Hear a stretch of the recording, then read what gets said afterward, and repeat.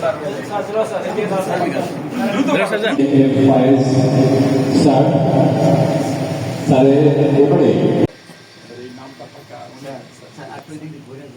আপনার 3-4 মিলে একটু স্পেশাল ফটো তুলুন স্যার, মানে যা স্যারকে নিয়ে স্যার এইদিকে তো তাকান স্যার।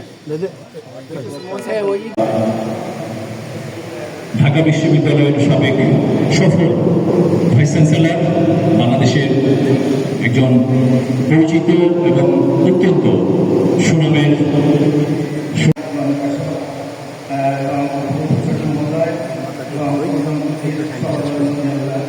আমরা আল্লাহ সকলের কামনা করছি। আল্লাহ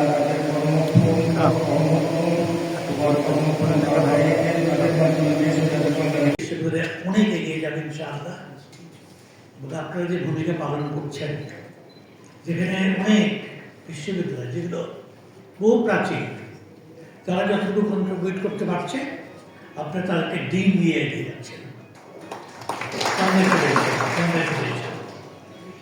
এবং আন্তর্জাতিক পরিবহনে আপনারা বিশেষ বিশেষ অবদান রাখছেন।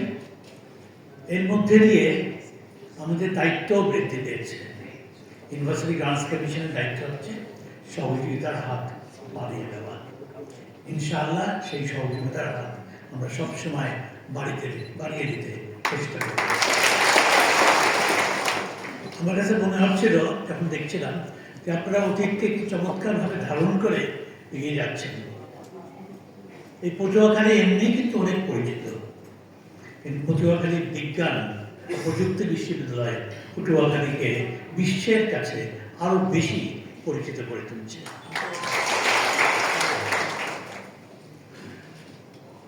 এখানে অনেক কিছুই বলার, শিক্ষকদের যে এগুলো 10 কোটি টাকা খরচ করার মতো জায়গা নেই। ইন্ডাস্ট্রিগুলোর কথা বলা হচ্ছে, যাদের কোনো প্রফিট নাই তাকে বলা হচ্ছে ডিস্টিংগুইশড ইন্ডাস্ট্রি। জানি না বোধহয় 15 থেকে 20টা প্রজেক্টে পাস করার কথা ছিল। আমি বলছি 5টার বেশি এখান থেকে না, সামনের জন্য রেখে দাও যে আরো ভালো প্রজেক্ট আসুক।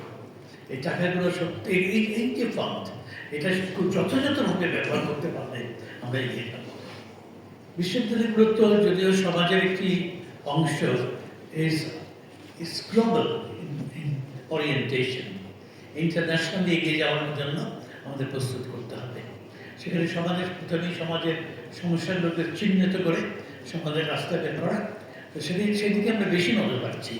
সমাজ উপকৃত হবে, দেশ উপকৃত হবে এবং ওয়ার্ল্ড এরিনাতে আমরা এগিয়ে যাব। এখানে definitely that is very important. We shall put maximum emphasis. এই প্রজেক্টে একটা 4000 কোটি টাকা, এটাও তো কম না। এটা যদি যথাযথভাবে ব্যবস্থা করতে পারি, প্রতি পদে পদে আমরা মনিটর করতে পারি, যেটা অ্যাকাউন্টেবিলিটি ট্রান্সপারেন্সি ধারণ করে এগিয়ে যেতে পারছি, দ্যাট ইজ সামথিং। আরেকটা বিশ্ববিদ্যালয়ের শিক্ষকদের যে অভাব অভিযোগ, এগুলো বিশ্ববিদ্যালয়ের শিক্ষকদেরকে বলতে হবে কেন? এটা কি সরকারকে উপলব্ধি করতে হবে? এই নতুন পে কমিশন হতে যাচ্ছে এবং সেখানে আমি গত পরশুদিন বিশ্ববিদ্যালয় পরিষদ, যেহেতু শিক্ষক সমিতি ফেডারেশন নাই, সবগুলো বিশ্ববিদ্যালয় মিলে যে ফেডারেশন, যারা বিশ্ববিদ্যালয়ের শিক্ষকদের ভালো মন্দ বিচার করে এবং সবসময় সেই জায়গাটায় জোরালো ভূমিকা পালন করতে পারে, কিন্তু সেটা না থাকার কারণে বিশ্ববিদ্যালয় পরিষদের উপরে বিশাল দায়িত্ব এসছে। বিশ্ববিদ্যালয় পরিষদের বর্তমান মাননীয় চেয়ারম্যান হচ্ছেন কুয়েটের মাননীয় উপাচার্য প্রফেসর হেলালি। ওনাকে পরশুদিন আমি ফোন করলাম যে আসলে ইউনিভার্সিটি গ্রান্টস কমিশন না করে আপনারা করেন, আপনারা সরাসরি শিক্ষকদের সাথে সম্পৃক্ত।